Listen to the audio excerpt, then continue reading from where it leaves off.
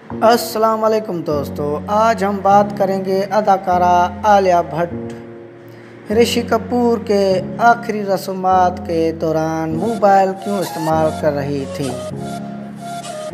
उसकी असल वजह सामने आ गई। तो दोस्तों चलते हैं, वीडियो को शुरू करते हैं। उससे पहले सब्सक्राइब करें मेरा चैनल और बेल के आइकन पर क्लिक करें ताकि मेरी आने वाली वीडियो की नोटिफिकेशन आप तक सबसे पहले पहुंच सके।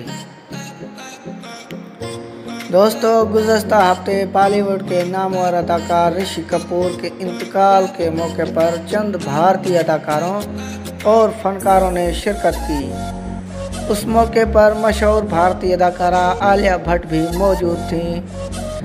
अदाकारा की कुछ तस्वीर सामने आई जिसमें वो रोती हुई दिखाई दे रही हैं और हाथ में फ़ोन उठाया हुआ है।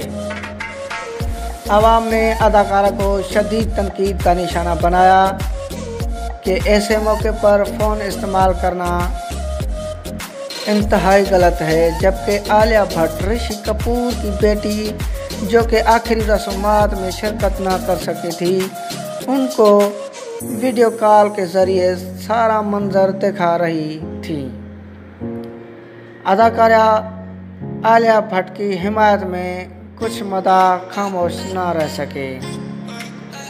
समाजी राब्ते की वेबसाइट ट्विटर पर लोगों ने अपने पैगाम जारी किए। एक सारिफ ने लिखा कि आलिया वहां ऋषि कपूर की फैमिली के साथ गम में शरीक थी। उन्होंने अपनी जान पर खतरा मोल लेते हुए कोरोना वायरस के सबब इज्तिमा पर पाबंदी के बायस आखिरी रस्मात में शिरकत की। क्या अब भी वो नफरत के काबिल हैं? निधि नामी सारिफ का कहना था कि आलिया ने फ़ोन ऋषि कपूर की बेटी के लिए पकड़ा हुआ था जो लॉकडाउन की बायस शिरकत ना कर सके थे। अदाकार आशीष चौधरी भी अदाकारा की हिमायत में बोल पड़े।